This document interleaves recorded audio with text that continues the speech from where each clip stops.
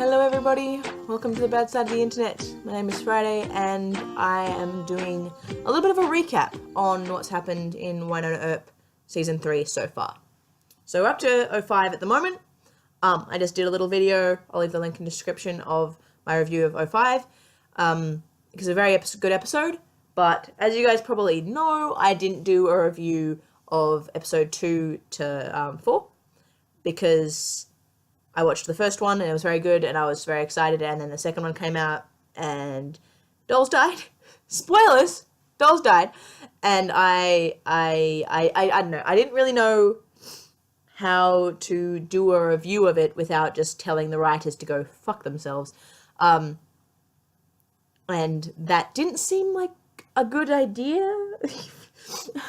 And I don't feel like that anymore. So I thought I'd make this review and just sort of pan out my thought processes on what's happened so far.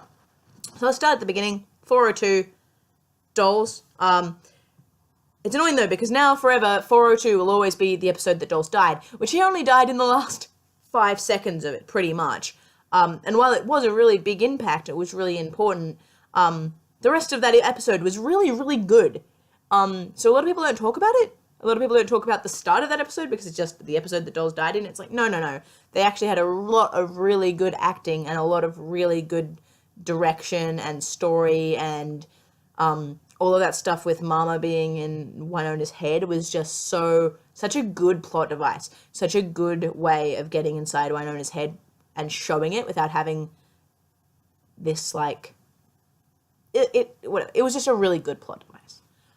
So I really liked that, and having this sort of constant battle with yourself with it, which is a really good theme for Wynonna, because she always is. She's always fighting with herself on things. She's always got this complete guilt and emotional pull against herself because of her life. So, yeah, I was really interested in that plot device and the whole Waverly being kidnapped and having to, like, all that acting and all, like, the not being able to use her voice, and it was all just so good. And of course my favorite bit of the whole episode was the redheads do it better. Like, Nicole just being like, I'm going to get it, and then telling Wynonna to cut the rope. I don't know, it doesn't matter how much I know that Nicole is my favorite character, which is weird because last season, well, she's not my favorite. Fine. The problem with this show is that they're all my favorite character. Last season, I did not like Nicole Hott. I have been open about this. A lot of people have been very mad at me about this, but last season, Nicole to me was sort of the whiny protective lesbian, and that wasn't much of a character arc for me. I was over that. Like, that's a thing that happens on a lot of shows, and I was sort of like, this isn't original. As much as I really enjoyed the queer character and their relationship and stuff like that, it was so, if she'd started off like that, I probably wouldn't have had a problem with it. But the fact that she started off in season 1 as, like, this confident, charismatic, down to, like, bam, this is how this is gonna be sort of character, and then in season 2, it just sort of, she started off the season with, oh, I'm not in part of Black Badge and I'm gonna be pissy about it. And it was like, well, yeah, we get that. You wanted to further your career and it didn't work out that way, and you want to be there to protect Waverly, and they just sort of kept being these moments where people would have to save Nicole, which she never did. I think that was going to be her storyline. You know, I always thought that it was going to be the opposite. You know, Nicole was going to be the smart one. Season 1, you finally picked a smart one. You know, she's smart, she's there, she figures everything out before other people do, and that's finally this season. It's really gotten into that, like, Nicole, I don't know if it's just because they're giving her more of a storyline or what, but she's really picking that up and being like, no, I'm capable. So yeah, when they did when she's told Wynonna to cut that rope, she was like, this is not worth it, you know, like, cut the rope, I am not as important as Waverly and as everybody else. And it was just such a good character moment. It was such a defining moment for her to be like, no, fuck this. And then Wynonna saying, no way, that also just got me, because I'm such, like, they're broke TP. I just want them to be friends so badly. And, like, we were rewatching season 2 the other week, and we watched the Pussy Willows episode where she says, like, Wynonna straight out says, oh, this is what I get for being friends with a narc.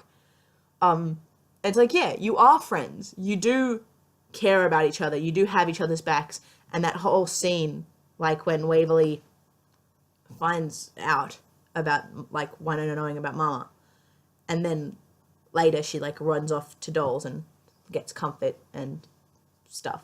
And Nicole isn't jealous. There's no... In season 2, if season 2 Nicole had been there, it would have been very, why didn't she run to me for hugs? What did I do? But instead she just turned and she instantly went to Wynonna and she's like, is there anything I need to know? Like, it was instantly not just, I want to be there to know things so that I can support everyone, but I want to support Wynonna as well. And it was just so good.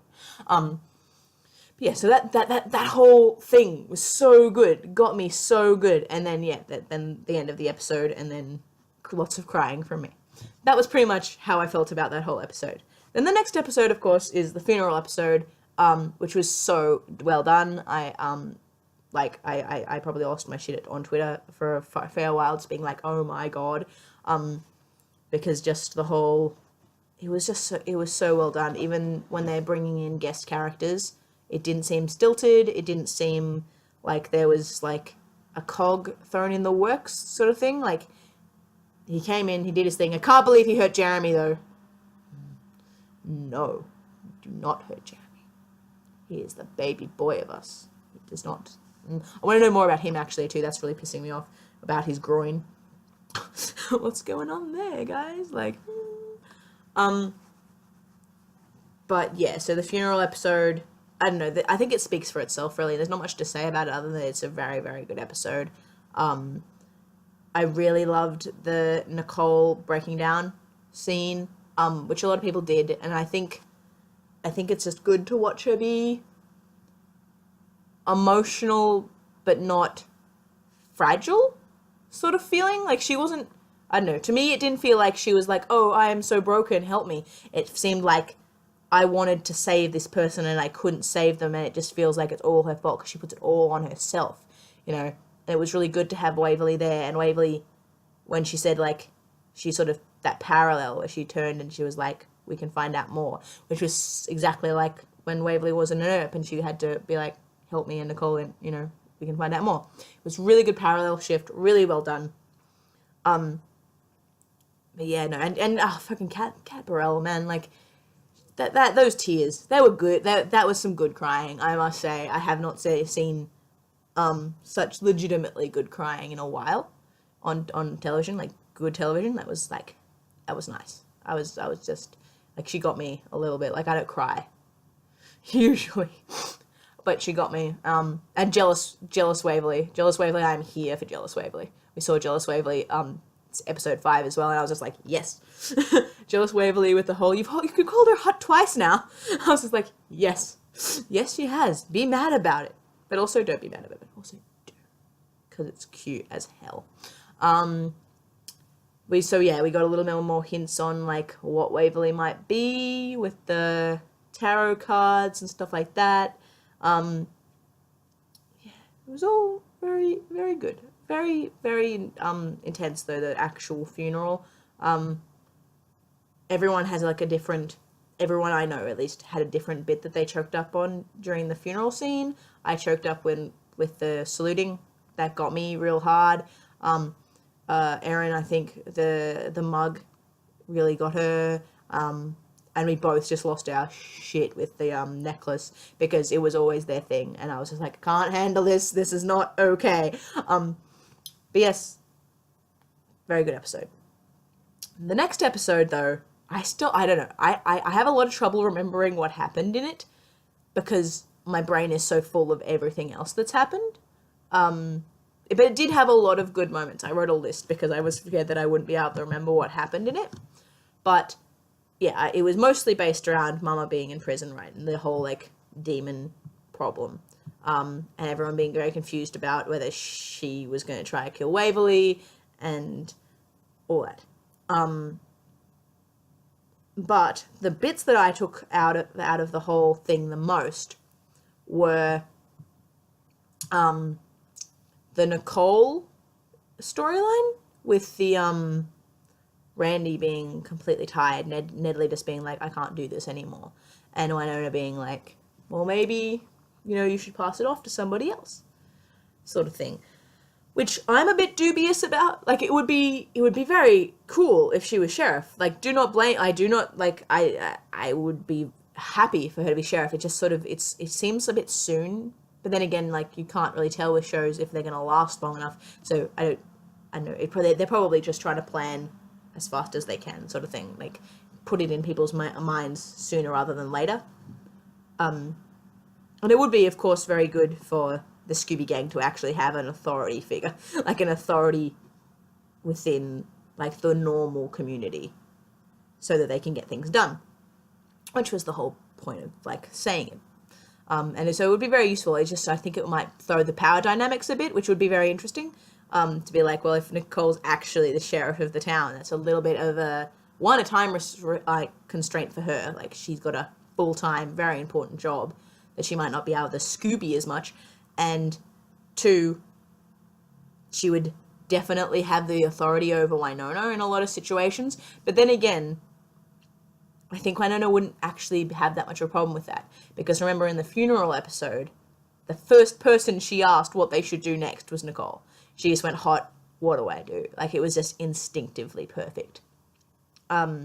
So, as much as, like, Wynonna acts like, oh, I can do whatever I want, I'm this rebellious flyaway, whatever, I think she needs, especially with Dolls gone, she might need that support network, that sort of grounded authority figure. Not as much as she needs them to actually tell her what to do, when to do it, because she's learning that as she goes. I feel like, Nicole needs that. They have a really good relationship when it comes to, like, push me, pull you sort of thing. Especially with that funeral episode one where they, like, she was like, this is not for you. And she was the only person who was willing to cut through her bullshit to a degree. Because everyone else is like, oh, that's Wynonna. And Nicole's like, no, that's not fair. And it's just such a good strength in character. Like I was saying, like, this season, she's just shown such a strong character build. So here for it. But yes, so other than that, what else happened that episode? Doc was being horny. That was odd. Like, it's not odd, because, like, it's good to see them being happy and together and stuff, but he's boned his wife at the end of the last episode. So I'm sitting there going, is he horny because he's getting it on the DL with 2 people? Or, like, what's the deal? Like, I don't know. I'm glad that they had a bit of a talk about Alice again, though. I'm not happy about Wynonna feeling bad about it all the time, because she doesn't deserve that. She did the right thing.